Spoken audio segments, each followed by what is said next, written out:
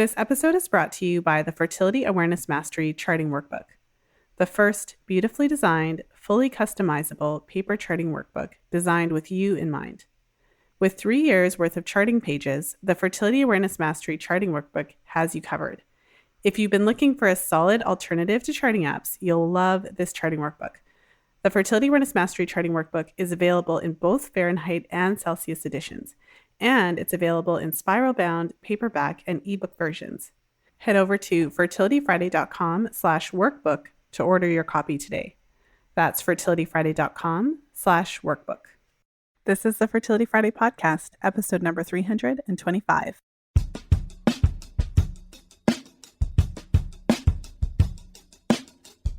Welcome to the Fertility Friday podcast, your source for information about the fertility awareness method and all things fertility. I'm your host, Lisa Hendrickson-Jack. I'm the author of The Fifth Vital Sign and the Fertility Awareness Mastery Charting Journal. I'm a certified fertility awareness educator and holistic reproductive health practitioner with nearly 20 years of experience teaching women to connect to their fifth vital sign through menstrual cycle charting, balancing hormonal health, and optimizing the menstrual cycle without hormones. I'm outspoken about hormonal birth control and its impact on fertility and overall health because you have the right to know how your body works and how artificial hormones disrupt that natural process. I host live coaching programs to help you achieve optimal fertility and health because it's important to have healthy menstrual cycles regardless of whether or not you want to have babies. I'm also a wife and mother of 2 beautiful boys. I know, I'm a busy girl, but I managed to fit it all in. This podcast is designed to empower you to take full control of your cycles, your fertility, and your overall health. And I'm so excited that you're here with us today.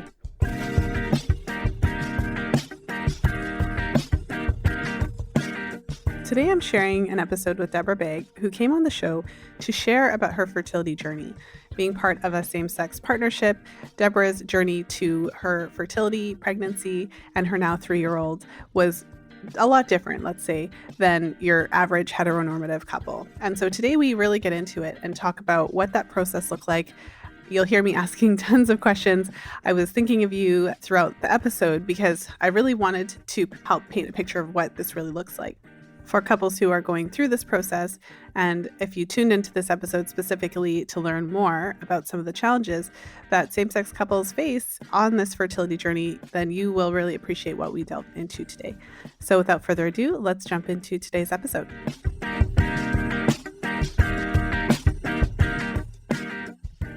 I'm really excited to welcome my guest, Deborah Begg, to the show. Originally from South Africa, Deborah graduated from, I'm going to say that wrong, Naropa? That's right. Naropa University with a master's in somatic psychotherapy in 2005. She's a licensed clinical mental health counselor. Her therapy practice is a multidisciplinary approach to health and wellness using flower essences and somatic awareness in supporting each client's unique process. She is a doula, a women's wisdom circle leader, online educator, and yoga teacher. And I'll let her talk a little bit more about her spirit shop, which she co-owns is it in Brooklyn? It's in Brooklyn, yes. Yeah, it's in Brooklyn. So I'll let you tell the listeners a little bit more about that. In today's episode, we're going to be focusing on fertility, but from the lens of LGBTQ AI relationships. So some of the specific challenges that come up when you are in a relationship with somebody and you don't have, I think in one of my previous episodes that I'll link to this podcast with Rose Uchek, she talked about what you need to have to make a baby. So you need like eggs, sperm, and a uterus. So when you don't have one of those components, we're going to talk about how to overcome some of those challenges and how this conversation is different when you don't have a heteronormative relationship. So welcome to the show, Deborah. Thank you so much for having me. Well, thank you for being here. It's such an important conversation, and we were talking a little bit before we started recording, and one of the challenges in this space for myself as a fertility awareness educator, and I think most FAM educators have some degree of challenge in this space, is that, for example, when I'm working with clients, it's typically for a reason. It's typically to get pregnant or to avoid pregnancy, which means that I often gear my podcasts and episodes to that client who happens to often be in a heterosexual relationship. So it makes my podcast in many ways less accessible for women who don't fit into that mold. So I'd love to hear a bit about your experience, and just, I think we can just jump right into what it's been like for you, and also some of the challenges, even in just getting information that is geared to your experience. Right. So, when I started this journey, I was married to a man for a while, and then I'm now currently married to a woman.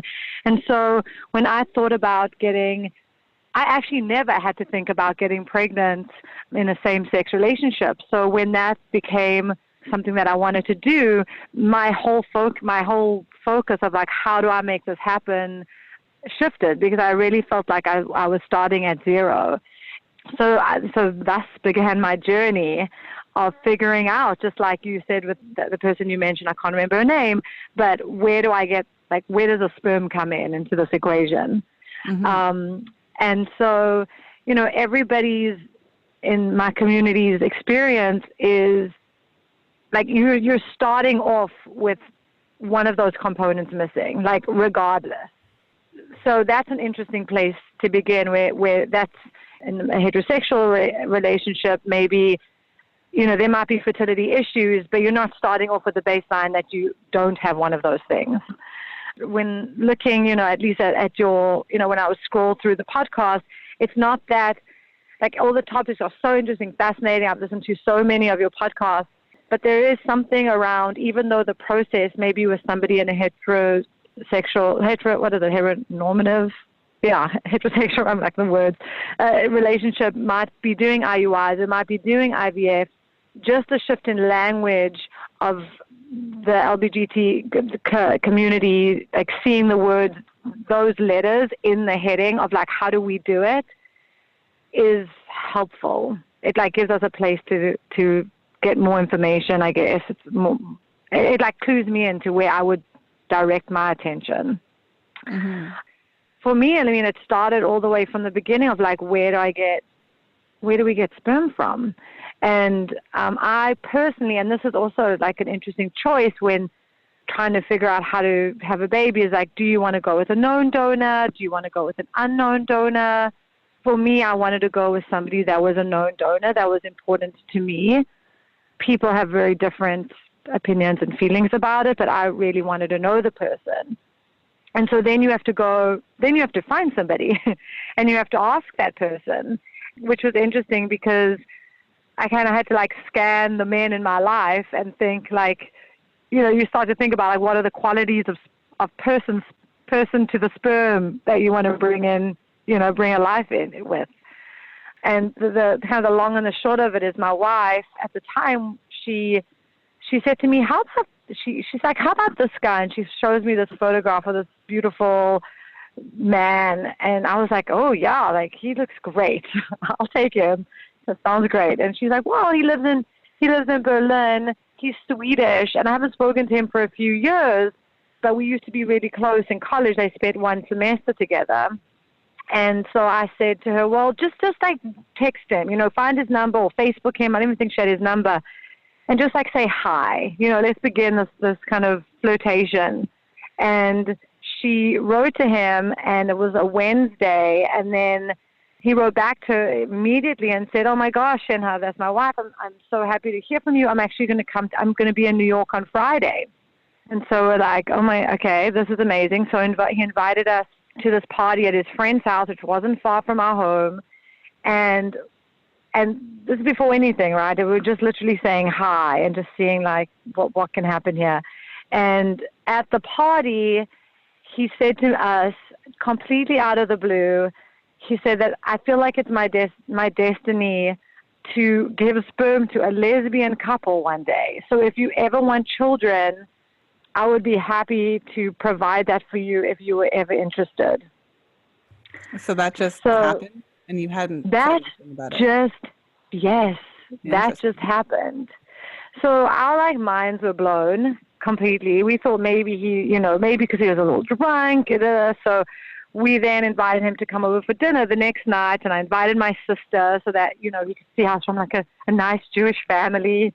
And we officially proposed to him. And he said, yeah, I feel like what I said to you last night, I felt like that was my destiny, and I would be happy to go on this journey with you.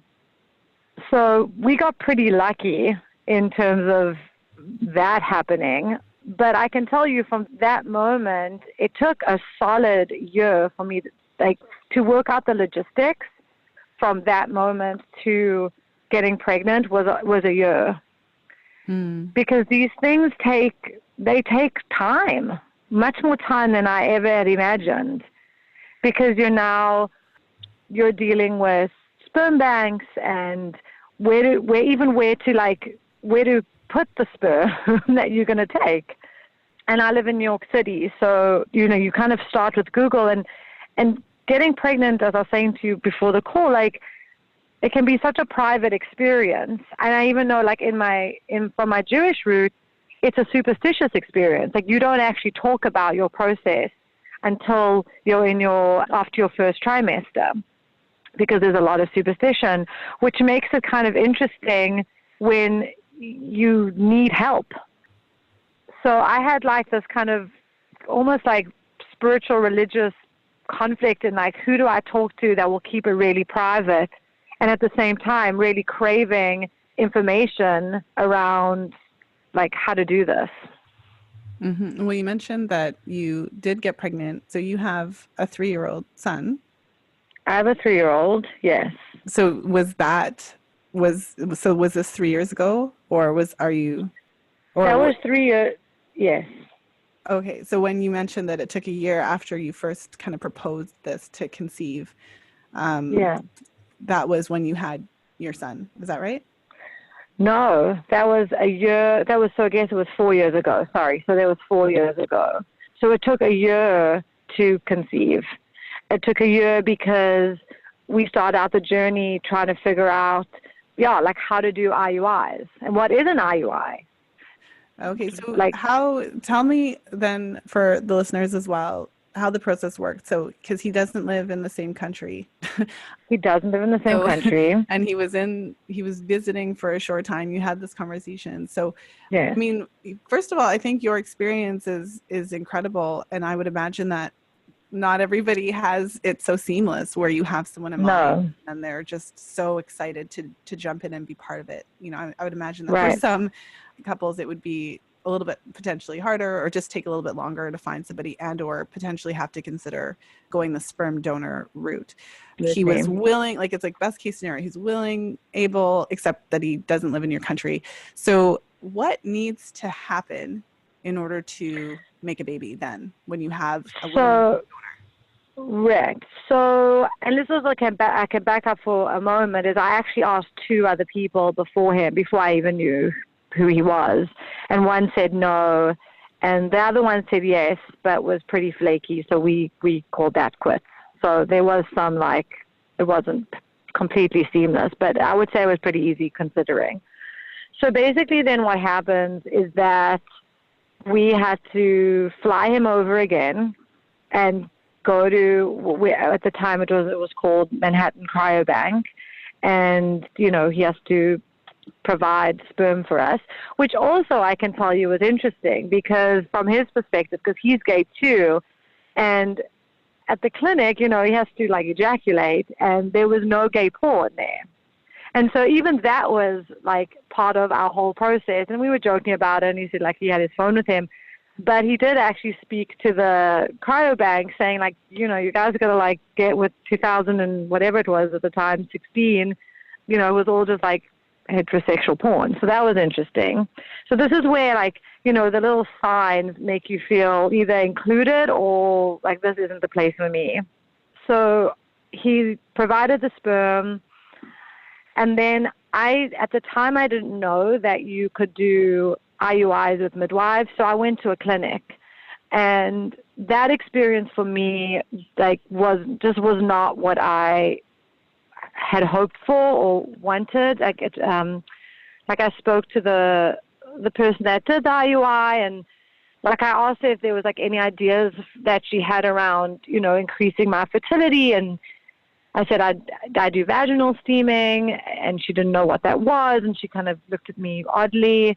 So that was off-putting for me, but whatever. I didn't know I had any other options. So you kind of just like go with it. Well, so so when you're, in the stage of making it happen, were you working with your doctors and your midwife to determine that so an IUI was the best option, or was it the only option, or were those types of options described to you? Like, was there an option so for example, was there an option to do home insemination if you chart your cycles and you can, know when you have your mucus, or is it like, did you have those types of conversations? I wasn't working with I didn't have a midwife at the time or an OB really. I was pretty, like when I say starting from the beginning, I just like looked up clinics and just cold called and went in and spoke to the OBGYN, and she did tell me, she was like, you should start with, they had a fertility thing. So they're like, let's start with IUIs. There was nobody told me that you could do it at home. I thought you only had to do it in a clinic. Mm-hmm. Well, yeah. Looking back now, like, so for someone who's kind of at the beginning, like you were back then, looking back now, is there, now that you probably know more about the options, do you know more about the different options that there are? And how would you go about it? Would you have gone the same route, or do you think that? No. Well, yeah.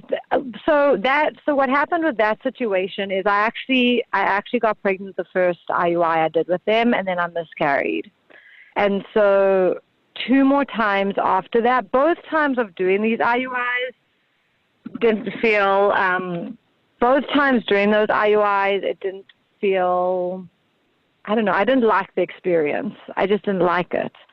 And so after the miscarriage and then 2 more times, we ran out of sperm. I didn't throw you off the call. No, it's right. So we ran out of sperm. So then we had to call our donor, then our donor to come back again. And that process of after miscarriage and running out of sperm was now, this is why I said to you, it took a year for me to get pregnant again. This was part of the experience. And we looked into having him ship over, and you're not internationally, you're not allowed to ship specimens, they call it. So we flew him over again, and for the couple months before that, we actually asked him, and he was also very willing, and he's the most wonderful person, to like up his fertility game. So he's like, I'll have maca, and I'll wear loose underwear, and he said, I'll stop drinking and smoking for he really was on board with the process. Mm-hmm. And while he was on board with the process and kind of like improving his health, or he felt like a responsibility in some way, which was amazing, I was trying to just figure out what other options I had, because I didn't like the clinic experience. It's very not me. And I went onto, I think it was onto like one of the Facebook groups, and I was just like Googling LBGT pregnancy, and I found out that you could do IUIs at home with a midwife. And so that's when I found this wonderful midwife named Shira Moss. And then a few months later, we did an at-home IUI, which was such a wonderful experience. So warm and supportive and caring and one-on-one. And we did it at home, and I got pregnant the first time with her. Okay, I have a few questions. I have a lot of logistical questions that I think the listeners want to know. So, I mean, the question based on what you just said, you did a home IUI. So IUI stands for intrauterine insemination. So were you doing an insemination where they put the sperm at cervix, or did they dilate your cervix and put the sperm in the uterus at home? So she went through my cervix, and she didn't have to dilate it. The arse was open because I was like, about to ovulate. So, once I got a positive OPK, I was doing OPK, I was doing cervical mucus, I was charting, I was doing all the things. But to be honest, the temperature charting caused me such insane anxiety that I ended up, I don't know why it did, but it gave me so much anxiety that I stopped doing the temping. And I just did the OPKs and the cervical mucus. And so she came, when I got a positive OPK, around 12 hours later, she came over and she inserts this very long, thin syringe, I guess, not pointy, through the cervix and into my uterus, and it doesn't hurt. Okay, so it was intrauterine. And then Yeah. if you were to do it in a doctor's office, they do stuff to the sperm. They do a sperm wash and they select the... So did she do all that, or did she just take the sample? Yes, you still do a sperm wash because you have to store it somewhere. So my donor stored it in the cryobank. And so, I have to tell you that the process is very, I'm trying to get pregnant the second time around, and I've been through it, so I don't have nearly as much as anxiety and all the other feelings that come with it. But it's a lot of rushing around. It's a lot of timing.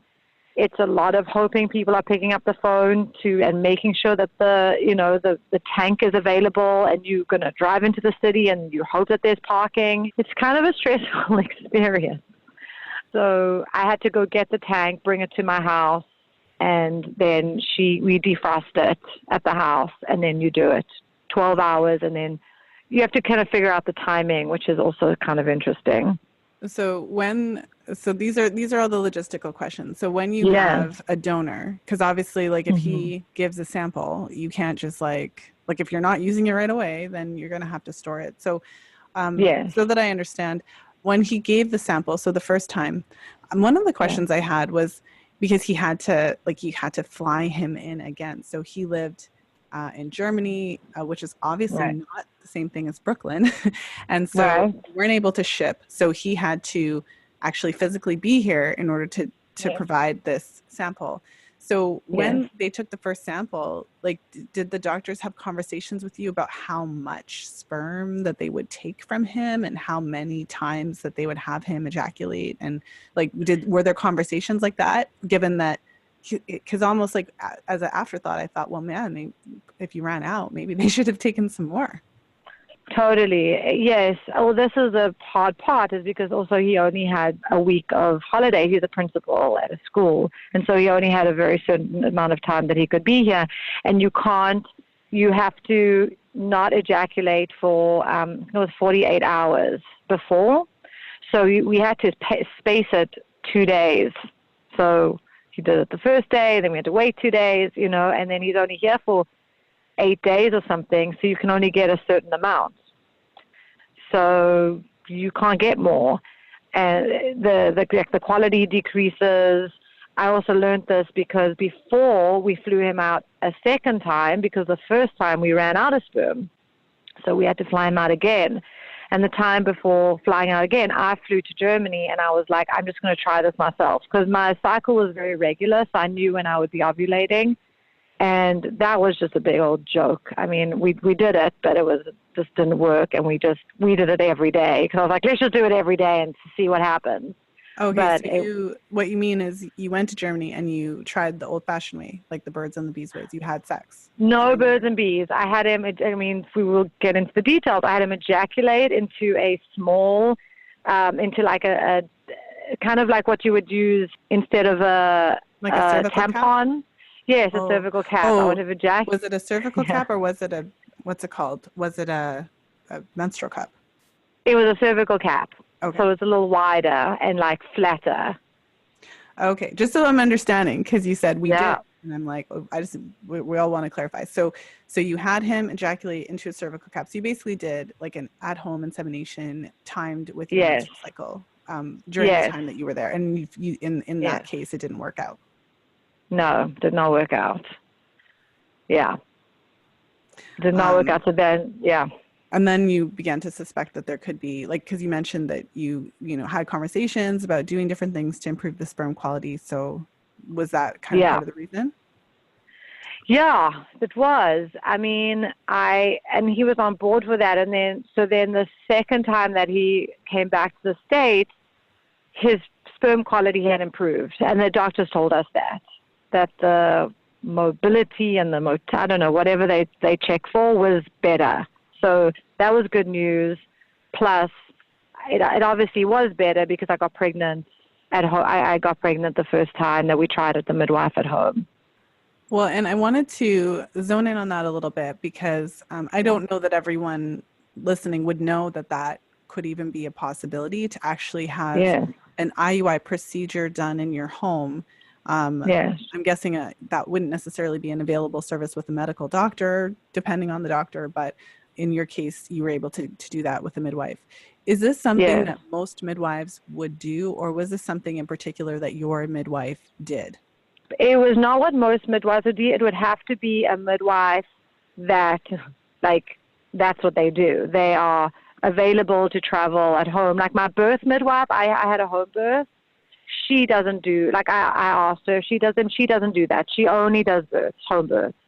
But my midwife, Shira, she's a birth midwife in a hospital, but on the side, she does at-home IUI. So you would have to find specifically a midwife that does that procedure and knows how to do that at home. It's like it's a specialty. So it's not every midwife does it. Yeah, just because I thought I would just ask about that because I would Yeah, imagine that that option may not necessarily like to do it at home, may not in that way. I think that depending on the sperm and the situation, it is possible for many couples to have the ability to do what you did in Germany, which is to do the home insemination via cervical cap. yeah, That's something that you could do if you had access to sperm and you were charting and you right, knew when you were in your fertile window. But in terms of having a medical right. professional do a procedure, an IUI procedure at home, that would be a little bit different. One of the other questions I had was related to the storage. So you mentioned that the sperm was stored and then you had to defrost it and then you had 24 hours that you had to use it for the Yeah. IUI. So when they're storing the sperm, so he comes, he provides his sample. You mentioned that they do the sperm wash and everything. Like, do they do that before they freeze it? Yes, before they freeze it. Yeah.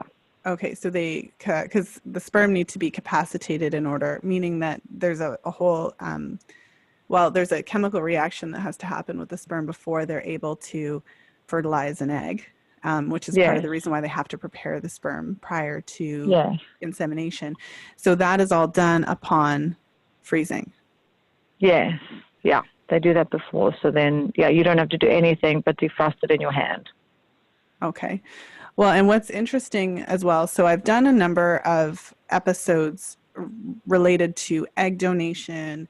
I've interviewed different women who are part of different sperm banks and things like that who talked a little bit about their procedures. One of the things I Mm-hmm. found really interesting, so when you're in a situation where you don't have all of the components, so egg, sperm, Mm-hmm. uterus, Mm-hmm. it makes logical sense to first go to people that you know, whether it's a family member or Right. a friend or somebody who you know, if you Right. have a good relationship and if you're able to organize that. But what's interesting is that when I was speaking to some of these women who operate these egg banks, is that often the donor, the person that they're looking for, may not necessarily meet the strict guidelines Mm-hmm. of these Mm-hmm. organisms. So from the egg donor kind of bank perspective, it's Mm-hmm. like, okay, we need someone this old. They need to, like, they have all these requirements because they want to make sure that they're giving the highest chance that the procedures are going to be successful. Um, Right.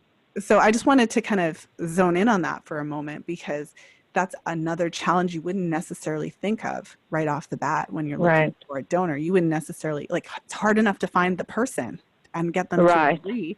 And then you could do all of that and then realize they have an issue with their sperm quality. Right. Right. Totally. Yeah. I mean, people have like asked me, would I go? I've been trying to get pregnant again, and it's taking me way longer than the first time. And some people have suggested, why don't you try, maybe a different sperm? And you get attached. I feel very attached to my person. And he's not 28, he's in his later 30s. And I guess there's some reality to the quality of sperm as you get older, just the same as eggs. But this is the man for me, so I don't feel like I would want to compromise. And it's also something, I have friends that are also trying, and they have 2 more vials of sperm left, and then it's done because it's from a donor sperm, and they're not going to donate anymore. And then that's the whole emotional component of what is it like to choose a different donor. Because you choose, like what are you basing that choice on? You know, especially when you do not a known donor, you're going on like some kind of gut body instinct that this is. It's interesting when how do you make that decision of why do you choose this vial over that vial? Well, yeah, it's just something that really came to mind afterwards, because one of the things I talk about on the podcast a lot is how there's this huge issue with sperm, and there's so many men that do have poor sperm parameters, and you wouldn't know by looking at somebody. So that's an unexpected, because it's hard. I could just imagine how challenging it could be to find a willing donor and the conversations you'd have to have. And I interviewed a fertility lawyer who talked about the written legal agreements that should be in place when you're doing things like this, so that it's very clear about the whole process and how it's going to happen, and when the child comes into the world, how that's going to work, all those types of things. So after you go through all of that, you know, to find another challenge, I mean, I think that that's something that you wouldn't necessarily right off the bat think about, oh my goodness, this could be a thing. Absolutely. Yeah. And then working with a known donor, you also have all the questions around, like, what place do you want this person to have in your child's life? How much what do you want to share about that? Who is this person? Something that I can say that we were surprised that we experienced when we had Sky, our son, was more people than I thought would say it would often ask, like, who's going to be the father figure or the masculine figure in our child's life, which was always like somewhat offensive, and something that obviously if you're in a heterosexual relationship, nobody would ask that. But we had that come up a lot, and also people struggling, and I totally understand. I mean, it's a different language, but people struggling people say, like, who's the father, or is Jonas the dad, like dad? You know, the language is kind of tricky, and even my wife and I haven't totally figured out what language we want to use for him. Like, who is he? We call him our donor, but I don't know. He is that. But there's people stumble with, like, who's the father? Who's the dad? Yeah. Well, it's not entirely new territory, because this is not something that, we're recording this in 2019. But with that being said, I think that it is new territory, and I think that we're all still, because you mentioned your son is 3, you're still working on how to talk about this and how to identify, because this is outside of what we are typically familiar with, I guess, in terms of, but it's interesting that it is, because we live in a world where this is the reality, and there are couples who conceive, who are heterosexual couples who do have, like, cis male and a cis female, who didn't use either their own eggs or their own sperm, or either. So there are situations where you have those couples that fall into the heteronormative situation that are similar in your situation. It's just that those types of questions wouldn't be asked. They wouldn't be asked, and also it's not assumed that something happened to make that, something out of the ordinary happened to make that child. You know, when you're looking at a same-sex couple, I think there's a little bit more questions. I even have questions when I see pregnant same-sex couples, like, oh, I wonder how they did it. What was their process? And is it a known donor or not known? And how long did it take? And did they do it in clinic? Did they do it at home? What's their age? You know, there's so many questions that I have myself of what people's experiences were like, because you're coming in inherently with a challenge, you know, right from the beginning. It's challenging. Well, and did you encounter, so it sounded like, from the way you described your experience, that it wasn't necessarily an issue finding a clinic. So once you had the man and he was willing to provide the sperm, it didn't sound like there was an issue getting a clinic to basically store and to do the things that you need to do. Was that a challenge, or did you find it to be fairly straightforward, finding a clinic who would do this for you? I found it pretty straightforward, but I can also tell you, so that was 4 years ago, I feel like there's more clinics that have popped up since then, and the kind of the rigmarole, I've just called a few just out of curiosity for the second time around, just to see what the options are. And like mine was pretty straightforward. Like they didn't even do like blood tests really, or I don't think they went too heavily into my fertility. But now I'm finding that the fertility clinics they want to do all the things and test everything, and it's really, really expensive. It's like more expensive than I could have ever imagined. So they want to do, like, are they testing you? Are they testing the donor? Like all that kind of stuff? Me. It would be me. Like you have to go through me. Like the sonogram, so you can't just and the have them follicle. do it. They have to do all the testing before they're going to do the procedure type of thing? Yeah, yes, because they have protocols. It's kind of like how hospitals are. I call to just see, like, can you just do an IUI? Will you just will you do the sonogram to check the follicles, and then they do a sonogram instead of the OPK? That's how they go in the clinics. So they test to see whether what percentage of fullness the egg follicle is. I don't know exactly how it works. I'm sure you do. And you go back, but it's just more doctor interventions, I feel like now, or maybe the places I've just called. But that's why I just wanted to work with a midwife. I just wanted to text her and say, hey, I got a positive OPK. Can you come over in 18 hours? It's so much more pleasant for me. I wanted to pop in with a quick message from today's sponsor, Audible. Did you know that you can listen to The Fifth Vital Sign for free when you sign up for a 30-day trial with Audible? Head over to fertilityfriday.com/audible for details. That's fertilityfriday.com/audible. Now let's jump back into today's episode.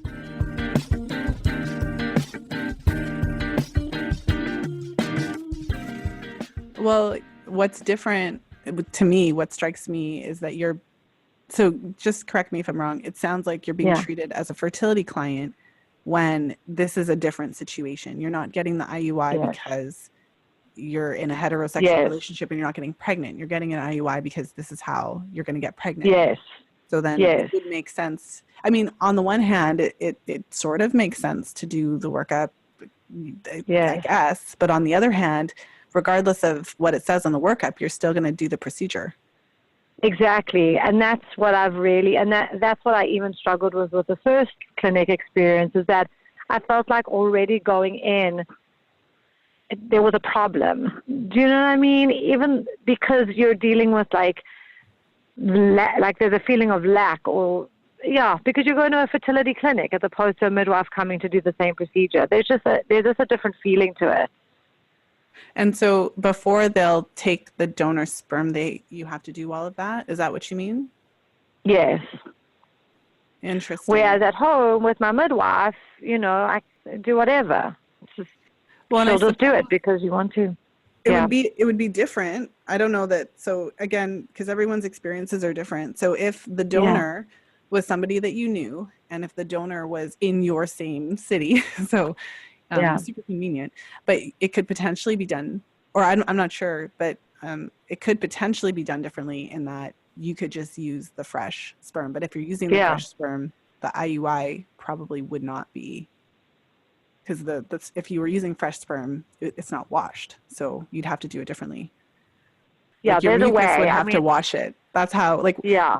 When you're not using that medical technology, what happens is the sperm become capacitated, and that chemical reaction that allows the sperm to be able to fertilize an egg occurs as they pass through your cervical fluid. So then you wouldn't be able to bypass it with the IUI. So, but I guess my point is that different situations would warrant different options. Yeah.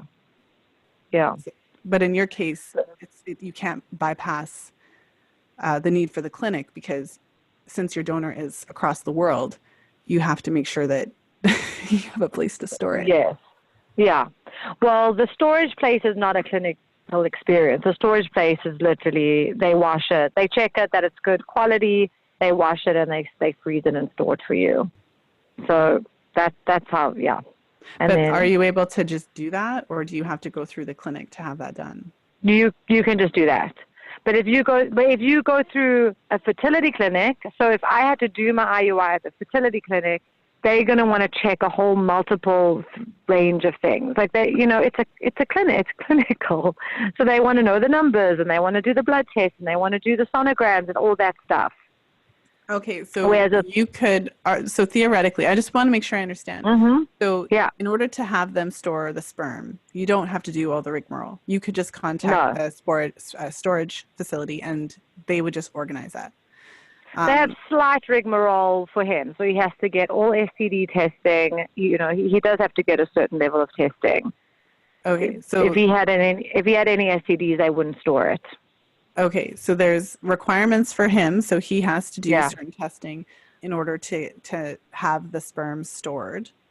Yes. And so theoretically, does this mean that you could, in your specific situation, you could theoretically have his sperm stored and bypass the clinic and just do the IUI with the midwife? Is that theoretical possibility? But if you want to do the IUI with the like an actual fertility clinic, of course they're going to have certain requirements, and will do certain types of testing. So in order to have the clinic do the IUI, then you have to follow whatever the clinic's procedures are in order to get that done. And in your case, you found it to be very expensive, more expensive than you were anticipating. Yes, very expensive. Like the difference of one of the clinics that I called, so my at-home IUIs for every time, my midwife charges $300 to come over. If you go to a clinic for the exact same procedure, and you're also going to have less attention in some ways because they just do it and then you have to leave within 15 minutes, was $700 a time. So it's almost double and then some for the same procedure. Mm-hmm. And then you're doing 2 inseminations, right? So every time I do it, I do 2. So that's $600 as opposed, and then if you're doing a clinic, at least at the one that I called, it was $1,400. And that's just for the IUI. Every time you do an insemination, you do 2. Does that mean they put it in twice over 2 days or something? Yeah, you do. Depends on like how you want to work your timing. So you do it at either, 12 or 18 hours, and then again at like 24 hours. Okay, and that's after you have the positive OPK. Yes. Okay. I mean, it's definitely like just a completely different experience. In terms of, so one of the things that we touched on at the beginning of the show was how basically this whole world of fertility, I think it's changing a little bit to some degree, but it's really geared towards cis men, cis women, heterosexual relationships. The language, the procedures, the whole thing is geared to a very kind of specific client. So for someone who doesn't fit into that mold, or a couple that is not part of that heteronormative box, I guess you could say, right. What are some of the ways, so, even for practitioners who are listening, or, individuals who are looking at embarking on this journey themselves, what are some of the particular, we've talked about some of them, but what are some of the particular challenges just in terms of, you mentioned the language and the way that things are done. Do you have any suggestions for how couples could, or not couples, how clinics and health professionals in these areas could make their services more accessible? I think there's something, it kind of reminds me of even just the LBGT flag. I was speaking to a friend who works with homeless kids, and what they said is that when they walk past businesses that have the LBGT, the rainbow flag in the window, there's something about just seeing that flag, like a little small sticker, that puts them at ease, that place is inviting. And I kind of feel like it's the same in this journey for myself, that it's not, because we've spoken about it, like the procedure is the same as a heterosexual couple, but seeing like inclusive language puts at least me at a different level of ease, and where I don't feel I need to explain my relationship, and I can already come in knowing that the practitioner has a level of inclusivity or just awareness of language is incredibly helpful. So, even on podcasts like this, I would often look in podcasts and stuff like that. I would just scroll to see like where's like the letters about same-sex fertility. And that makes, at least I feel like the population that I'm in, or the community I'm in, feel seen and heard and included, even though the procedures are pretty much the same. So I know, like, I checked another clinic yesterday. I was looking around, and they had just like a little scroll that said supporting LBGQ families. And I was like, oh, that's so nice. That feels good. And that feels like I can walk in there and not have to I mean, I know we're in 2000 and whatever, maybe 20, but listen, the legacy of homophobia is deeply still ingrained in just like the collective culture, and you're just not sure exactly who you're going to get. I mean, even our current GP refers to me as my wife's friend. Like, she introduced my wife to her, she's like, and her friend, and my wife would be like, no, my wife, and she referred to me as her friend again. And, you know, she's very nice to me, but it's like those things that, I mean, I mean, I don't even see GPs much, but it doesn't make you really want to, like, entrust your process to somebody. Mm-hmm. Well, and I think your body. Well, absolutely. I think that there's certainly room for education and sensitivity in this area.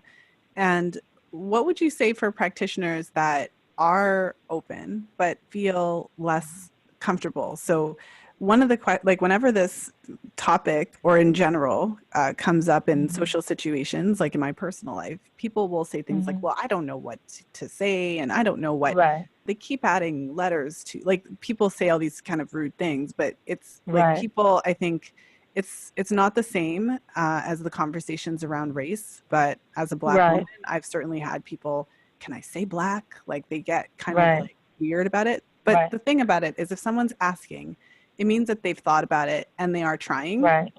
Yeah. Yeah, totally. So I guess the question out of that is, for people and professionals and just, you know, in general, who are aware and they want to make their practices more inclusive, or they want to find ways to adjust their language, what advice would you have in those respects? Because I think people think they have to. I think that's such a great question, and nobody's perfect, and I still fumble and get confused too. And I think any person that just says, even with like my donor, like, how do you refer to Jonas? Like, asking questions as opposed to just assuming is always good. Or even just being in the humility of, I don't quite know exactly how to talk about this. Can you help me with the pronouns, or can you help me with the language here so I can better understand?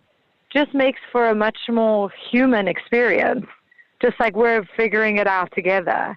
And yeah, I think nobody has to be perfect. And even with our GP, you know, referring to me as a friend, and then I say, no, that's actually my wife. And if she would just use the word wife, that would be helpful, you know, on the second time around. You know, we can all just move on from the conversation. Yeah, I think people can take pressure off themselves and enter into more of a curiosity, or just like a question. And also, you know, even you and us, you know, when we're talking, you're like, yeah, I mostly, you know, most of my language is geared to heteronormative people because that's most of my population. I'm like, yeah, I totally get that. And I love listening to your stuff. And this podcast would maybe be for, you know, a gay couple to listen to. So that's cool. You also can't please everybody. Mm-hmm. Well, and I was thinking, I mean, so you live in New York. Yes. It may not be the most progressive place in the world, but it's certainly not the least. Definitely progressive. Yeah. But I mean, what about, so then for the listener who potentially tuned into this episode because they are on this journey and they don't have all of those components and they live in a small town somewhere. One of the things that we didn't talk about really today is that you live in the United States. I mean, I live in Canada. We have it's a whole different even world between countries, because in our country, we don't pay sperm donors. So men in general aren't necessarily incentivized just to donate sperm. So it's possible that some couples in Canada may just not have, even if they wanted to do the sperm donor route, they may just not have the option you do. So for different people in different places, and also if you live in a small town somewhere where it's not, where it's not New York, then you Yeah, may have to access services from that provider that is not necessarily even right, open. So do you right. have any, just, I don't know, just anything to say for couples who are in those situations where it's not ideal and they're not in a place Right. that's really open and accepted? Like, how would you negotiate that, knowing that you may not be accepted? Right. I mean, honestly, it's hard enough as it is having access and stressful and confusing. And I think, I think if people can do their best to reach out to other people that have had this similar experience, that's the best way to actually feel supported in the process. If that means like looking on the Facebook groups or going to community centers where you can at least find somebody that has been through a similar experience to help guide you through, that would be really helpful. And also, when I did do the clinic the first time around, when I did get pregnant, she only told me, this is a small thing, but it was something. She told me that I could just lay down. She'd do the IUI. She's like, you can lay down for 5 minutes and then, you can go. And 5 minutes felt so wrong to me. I just felt like I need to lay down with my legs up for 30 minutes. And so I had to ask for permission to stay in the room for longer. And then I pushed it even a little bit more. You also have to find ways that you can do your research of what feels best in your body and then ask for it and hope for the best. When I do my at home with my midwife, I stay with my legs up for 2 hours. I lay down and I don't move for 2 hours. So just let everything just sink back up and in. But it's challenging. But I think doing as much research as you can and finding people that have been through it is, makes you feel less alone. And that's why we do podcasts like this. So somebody can just listen and just hear a process and hopefully it's useful in some way. Mm-hmm.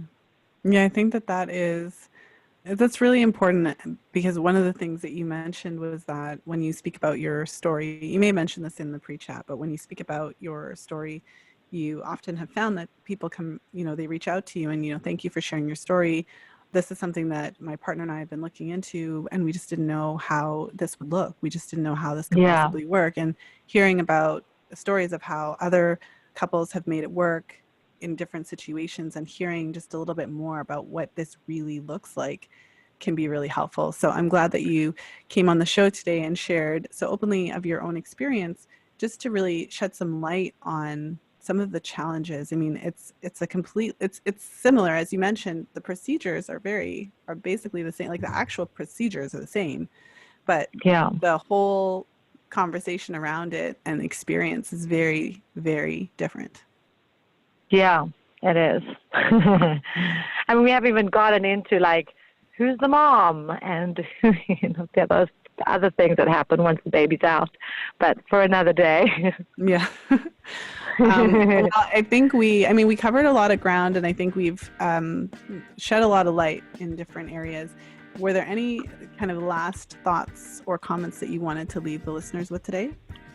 I guess what I'd love to say is there is so much support and resources that you have to do as much reaching out in strange places and trust the fertility process is a very mysterious one. These are all the practicality things that we've spoken about, but it really, for me, I feel like it's a deeply spiritual experience for a soul to decide to come into this crazy world that we live in.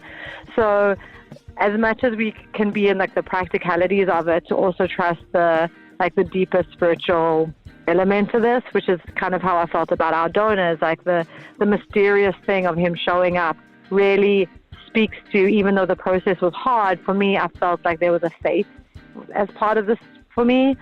So so I don't take that part out of it when we're talking about fertility too and the whole procedure, because we can get so stuck in the nitty-gritty of just the practicalities, but it really is a spiritual, mystical experience.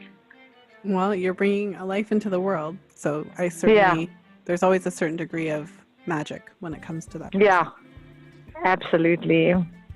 Well, I just want to thank you so much for being here today and sharing of your story.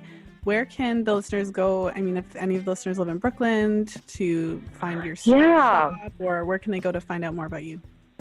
Yeah, you can come into our shop. I'm in Prospect Heights in Brooklyn, and I have a shop called Spirit Shop where we specialize in vaginal steaming, which has been a huge process to my fertility. So we opened up a store around vaginal steaming, which I share with my friend who's a registered herbalist. And we have lots of books on menstruation. We sell Lisa's book. That's how I met her incredible societal sign book there, and we've gotten so many great feedback from that book too. So we have lots of products for psychosexual and menstrual health, and I also have a yoga studio and healing arts workshop, that space that's attached to it. So we have lots of fun things to look at and experience. Okay, well, I'll make sure to link to your shop and yoga studio in the podcast show notes. Thank you so much for being here, Deborah. Thank you so much, Lisa. Thank you for listening. If you enjoyed today's show, please share it with a friend. You'll find the show notes page for today's episode over at fertilityfriday.com/325. I hope that you enjoyed my episode with Deborah. Thank you so much for coming on the show, Deborah. If you are listening to the replay on the podcast today, it was such a treat to have an opportunity to talk with you.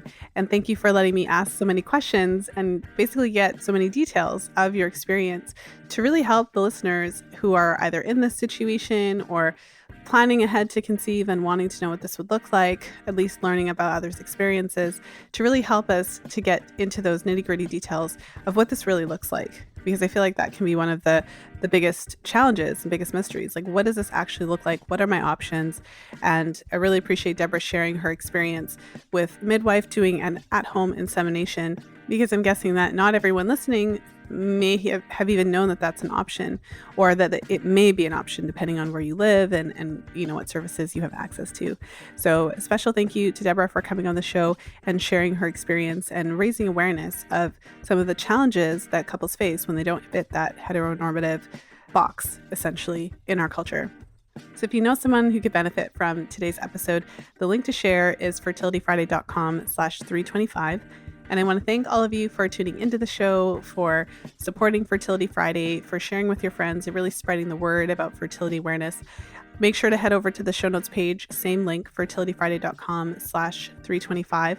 And I'll link in the show notes previous episodes that I've done on similar topics. So support specifically for the LGBTQ community, and particularly an episode that I did with Rose Uchuk a while back, where she talked specifically about the application of fertility awareness for same-sex couples or couples that just don't fit into that heteronormative box. So thank you again for being part of the Fertility Friday community, for tuning into the show, for sharing the show with your friends, and really helping to spread the word. I truly appreciate it, and that's really how Fertility Friday has grown over the years. And so with that said, thank you. Have a wonderful weekend, a wonderful day, whenever you're listening to this episode. And of course, as always, until next time, be well and happy charting.